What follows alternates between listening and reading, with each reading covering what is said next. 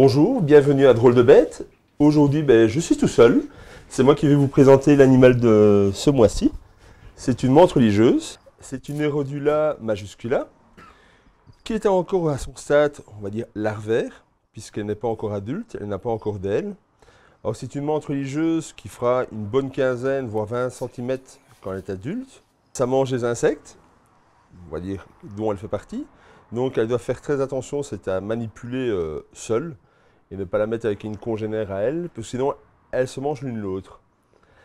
Alors au niveau maintenance, c'est très facile, il n'y a pas de conditions bien particulières, il faut une vingtaine de degrés la nuit, et on va dire, en suivant les espèces, entre 25 et 30 degrés le jour. Et forcément, l'humidité varie aussi suivant que c'est une espèce tropicale ou plus une espèce de savane. Alors, la détention en terrarium est très facile. Pour les débutants, c'est super. Ça mange très facilement. Donc, tous les jours, elle va manger un voire deux insectes. Ça grandit très très vite. Par contre, la durée de vie, elle est de plus ou moins 1 an. Alors, sur cette année, une fois qu'elle est arrivée à maturité sexuelle, très facile à reconnaître, puisqu'elle a des ailes à ce moment-là, elle va s'accoupler. Alors là, souvent, le mâle n'a pas de chance, il meurt au premier accouplement. Donc la femelle va lui couper la tête, elle va le dévorer, pour permettre à ses futurs œufs d'avoir de la nourriture.